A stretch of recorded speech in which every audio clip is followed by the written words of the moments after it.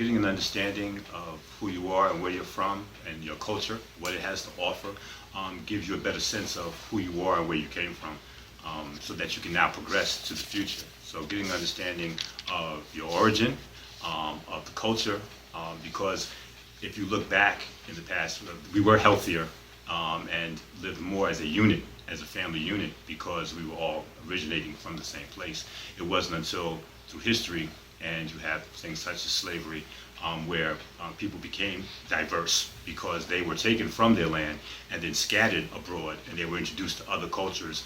But because of the nature of slavery, it eliminated a lot of the culture and history that a person may know about themselves. So now you're basically ignorant, through no fault of your own, of your history, of a lot of good things about your culture. So now to understand where you came from and what the elders and your ancestors used to do in regards to healthcare, in regards to the family unit, in regards to how we look to one another for health, for support, for everything that makes us human. It's important that we recapture that if we are looking to move forward as a human race.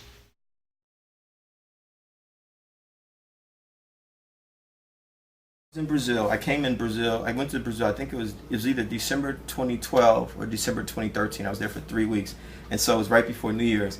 What I love about us, wherever we go, as African people, Brazil, Nigeria, where I've been, America, is that we just have this energy, this movement about us. When I was in Brazil, I felt like I was in New Orleans. I felt like I was in Kingston, Jamaica. It's all the same.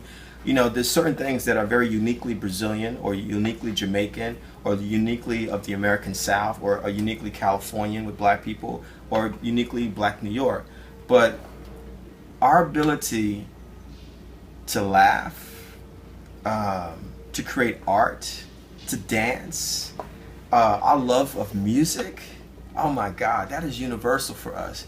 It is undeniable that we're African people. No matter where we've been dropped off in the world, those are the things that we've retained from Africa.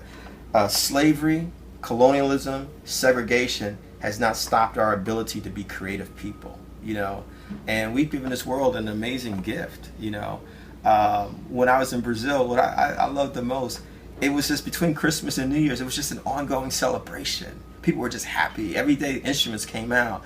It was just live. And I remember asking my host, I said, is it like this all the time? I said, no, people just want to celebrate, the new year coming. This is how we do it in Brazil, And on New Year's Eve in Brazil, a group of us, myself as an American and a group of Brazilians, Afro-Brazilians, we literally walked on the beach into the ocean to cleanse ourselves, which is no different than being baptized in a black church in America. It's the same thing, in some cultures we're called the Babalao, some people say Santeria, some people say Vodun, some people say Yoruba, down south, where my mother's from in South Carolina, they're Geechees, but it's the same thing. They have certain very spiritual people who will, pray for you in a certain kind of way, and there's water involved in it. Black people and water is very, very, we're connected to those things and to the earth. That's what I see in the diaspora. People want to see the negative. I say to black people in Brazil, everywhere, do not call yourself third world. We are not third world. We are first world people. Don't use those terms. We are not minorities. We are people of color. Don't use that word minority. We're not minorities, because you look at the world, there's millions and millions and millions of us all over the world. I was in Japan 2 or 3 years ago. I'm walking through the heart of Tokyo, and who was there? African brothers and sisters on the streets selling things. And I was like, what y'all doing here? They were like, what you doing here? And we just go places. But the way we set up markets, how we set up things that we sell, it's the same everywhere. The way we walk, when I was in Brazil, the way we walk on the roads and carry things on our shoulders, on our heads, that was Nigeria, that was New Orleans, that was South Carolina. There's so many similarities. So when I think about the diaspora, I look for the things that we have in common first, not the things that we have and that are different, and there's more things that are in common, even if we speak different languages and we have different tongues, but there's so many parallels between our peoples, and nothing that has happened to us has been able to stop that commonality. And because I love myself and I love us, I can see it. That's the key. You have to love yourself, then you see how powerful the diaspora is. I things that we found, especially like you mentioned, is the extended family unit. So in Ghana and Africa in general, they very much have, I'm sure you've heard the saying, the village raises a child. And basically what it's saying is that everybody else, even outside of the primary family unit, is a part of the family. You have the grandmother or the elders that you look to for your history, for knowledge. Whereas in Western society, the elders are kind of discarded. They're not looked upon as the advice givers, as the ones that are able to teach you the ways of your ancestors so that you can progress in a positive manner. As you mentioned, it's very much an individualistic type of society. It's as soon as you turn 18 or 21, just get out the house. I want to be on my own, do my own thing, be separate, have my own ideas. And this value that you have as an individual, but it's to help the actual family unit, and if everybody looks to pull together, then it'll be a stronger society. Whereas everybody else is trying to get their own individualistic rewards.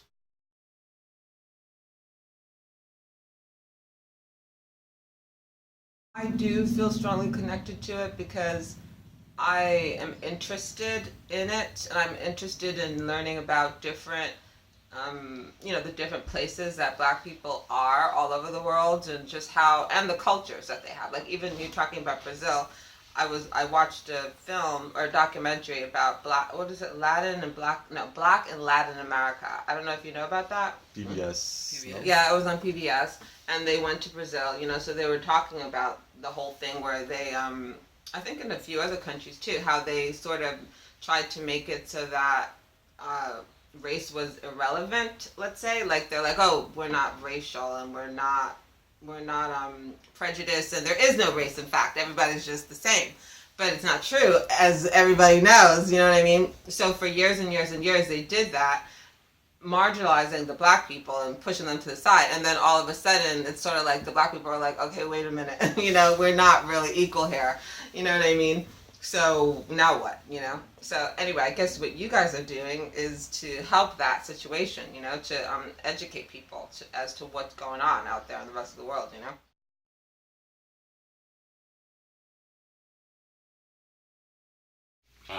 Here in the United States,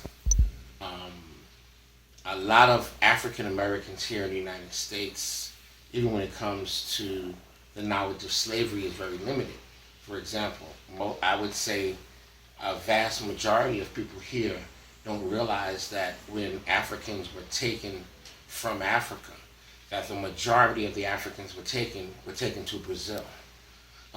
We were taught growing up in school that we were given the picture, I should say, that mostly all Africans that were taken were brought here to the United States. Our educational system didn't even teach us numbers as to who was taken where. So it's, I know for me, it's been in the recent years that I've come to understand that in the Caribbean islands, many of the Africans were taken to the Caribbean islands. So, and taken to Brazil and also here in the United States. So the opportunity for Brazilians from Africa, Africans from America, and Africans that are in Africa to all be able to come together and begin to learn of one another. I think it's it's going to be an amazing thing. Because oftentimes when we're taken to when we were taken to these different places, our history was cut off. We have really no knowledge of where we come from. So I think it's going to be exciting to see the Brazilians to actually connect back with Africa as the African Americans connecting back with Africa and vice versa. So I think it's going to be very exciting.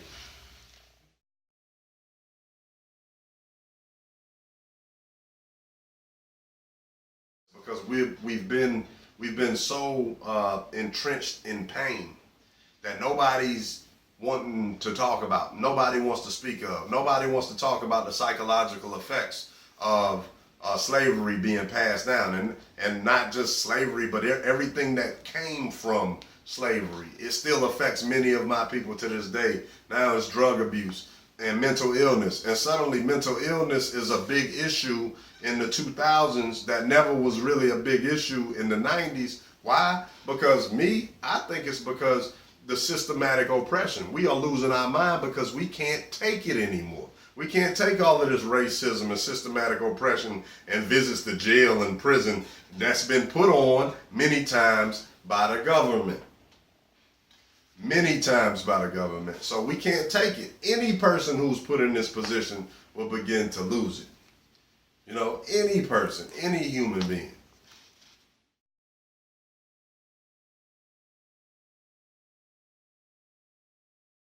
Yeah, definitely. I think that's part of what I'm saying about the creativity.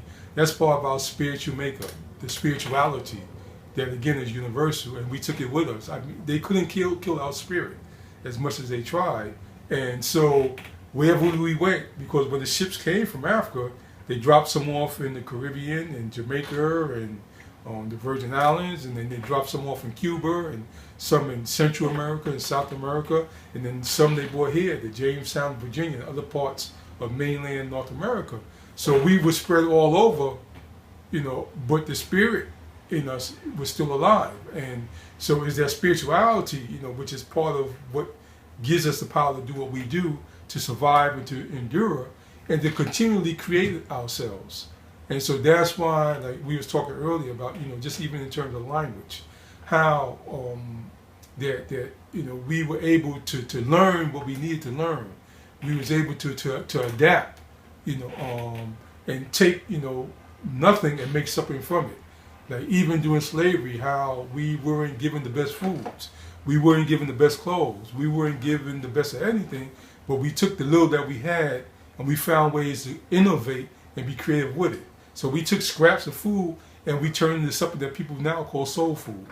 We learned how to use the herbs and spices to season the food. And it was scraps. It was stuff that, the slave owners were throwing away. We took it and we made it tasty into delicacies and the clothes that they were getting rid of. We took it and we was able to use our creativity and our imagination to make it into something that was useful. And that really speaks to, to our ability as a people, that we have the ability to continually create. No matter how much people try to beat us down or tear us down, we able, like Maya Angelou said, and still we rise.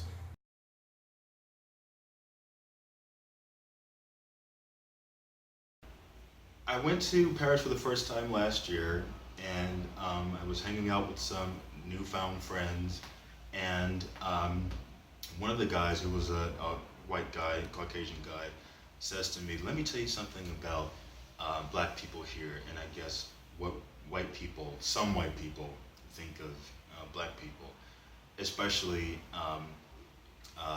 white people dating black people." As he said, white people here look at that as kind of like a low-class thing to do. He said to me, there are a lot of white people here who look at black men in particular as the bottom, as a just not a real person, which to me kind of sounds like how African Americans were thought of in slavery days. But here's the thing about extremely successful African Americans, in my view, is in my head I always knew it was possible. To me, I didn't look at that as a rare happening in the world, because there's been quite a few successful African Americans in the history of the United States, which shows me that time and again it is possible. Everybody wants to know how they can do it. You know what I mean?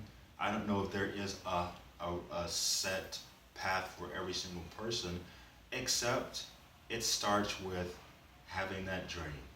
And that's it. Just start there.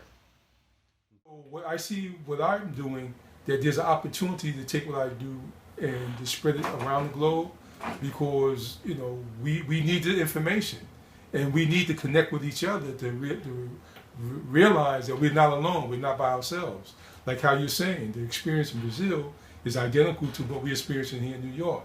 And I'm sure it's the same that's going on in South Africa or in England, in London.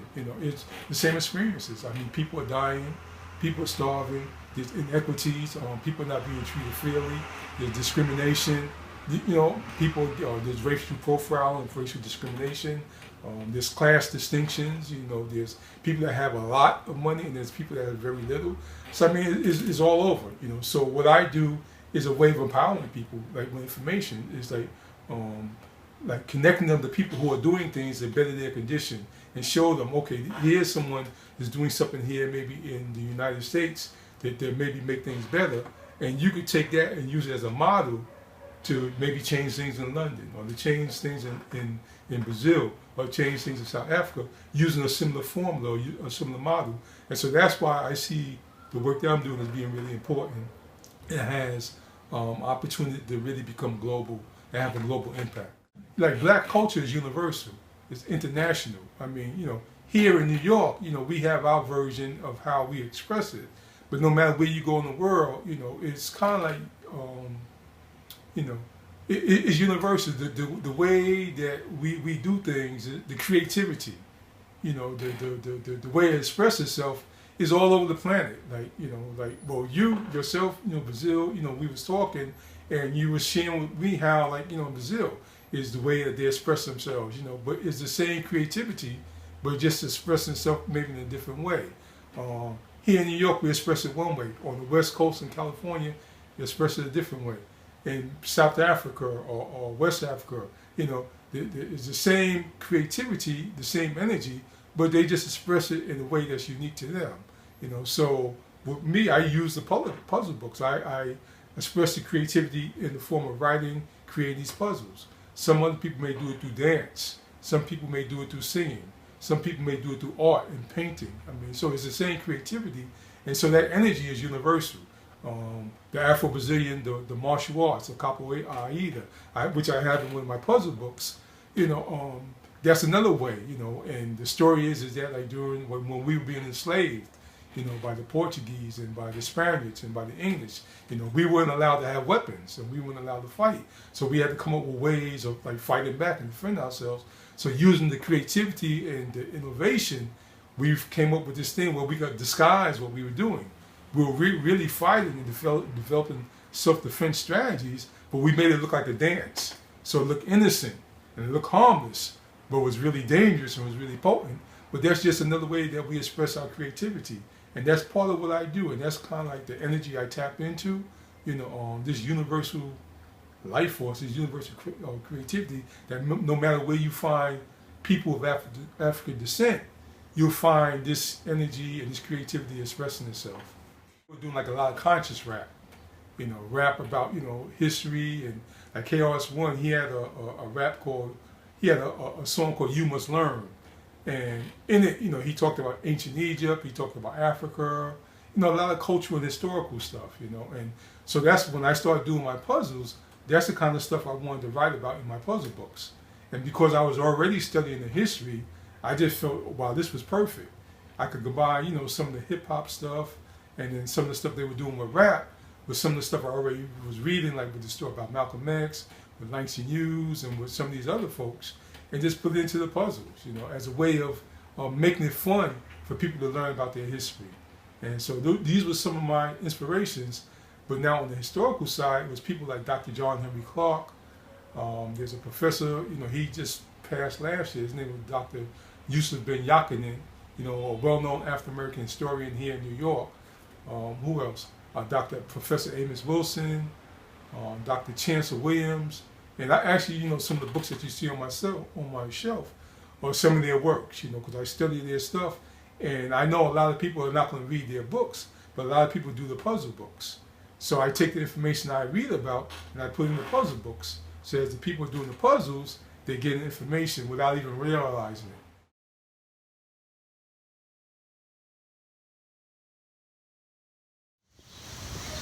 Surprising to me that you mentioned that there are so many blacks in Brazil, because even though normally we are taught that Columbus discovered America in 1492, there were blacks here in the North America, in South America, as well as in the Caribbean before Columbus even embarked from where he came from Spain to discover America. When you know your history and you know your roots, you know better how to operate in this world. And when you know your roots, your self-esteem becoming bigger, and it's more easy for you to be a better person.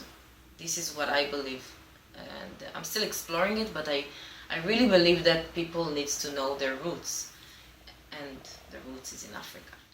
Everybody think that the world started in Africa. Like, you know, we had like all the continents were together, and slowly they were separated, and everything started in Africa. And people say that in Africa, people, you know, they had everything.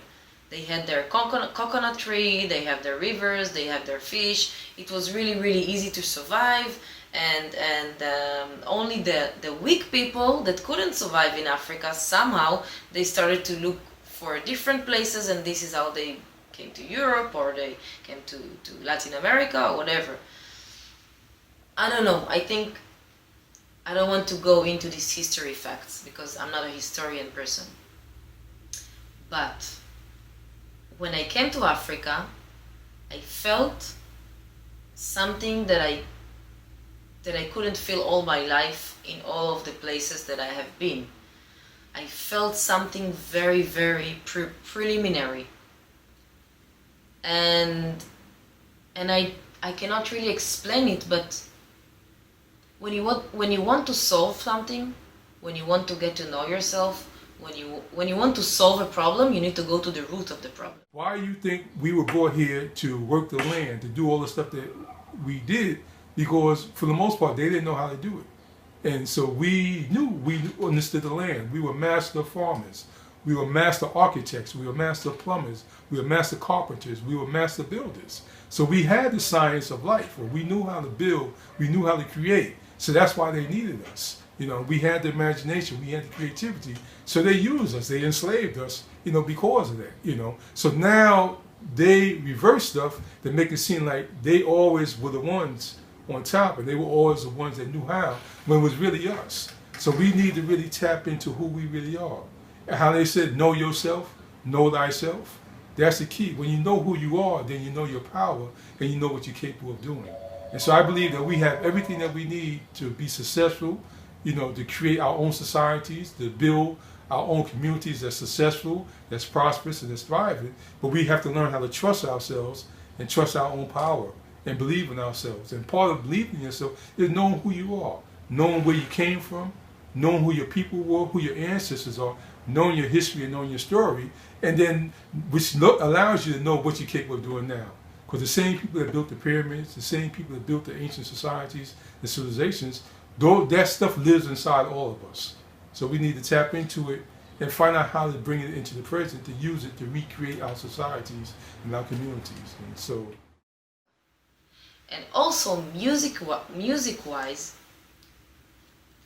most of the musical rhythms exist today came from the traditional rhythms in Africa. Jazz, blues, house music, capoeira.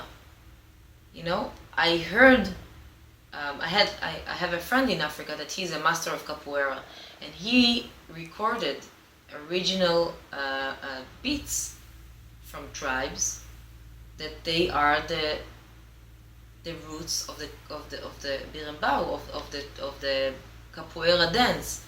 So somehow you can feel the roots of the music in Africa, and because I'm dealing with music, for me it was very strong.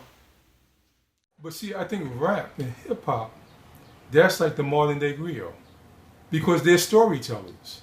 Now, it just happened that now it's taking a different direction, where you got some of the hip hop and the rap, some of the lyrics are real negative, but originally when it started, they were telling stories, and the stories they were telling were really positive. It was about stuff that was going on inside the community. And so these are our modern day griot, the poets, you know, poetry, you know, like there's a famous poet that just passed earlier this year, Mary Baraka and Maya Angelou. You know, these are two famous poets here in the U.S. These were our modern day griot. Gil Scott Heron, he had a poem called "The Revolution Will Not Be Televised," and he did a lot of poetry. He's our modern day griot. I can name a bunch of others because I love poetry. I love the spoken word, but these are our storytellers. But they also are visionaries. And so when you talk about modern day griot, and then the Professor Yusuf Ben Yakinen, who just passed, not that long ago. Again, he was a historian, but he was also a modern day griot because he had a wonderful sense of humor. He used to make people laugh when he used to talk about the history, but he knew the history, and same thing with Dr. Professor John Henry Clark. Same thing, they knew the history, but they could make you laugh. They told stories. They didn't just get up and talk about, history. They gave you a story along with it, and they also gave you a lesson to go with it, So when you came away, you knew the history, but you got the lesson too, So yeah, the modern day griot, they still here. I see myself as a griot, I'm a storyteller. I tell stories. I use the puzzle books, or sometimes when I go in schools, I do my workshops. I'm telling stories, and I encourage other people to tell their story, because we need more storytellers, and we need more of those modern day griots, the ones who have the memory, that remember how it was, and how it can be, and hold the memory of the community, and able to pass it on.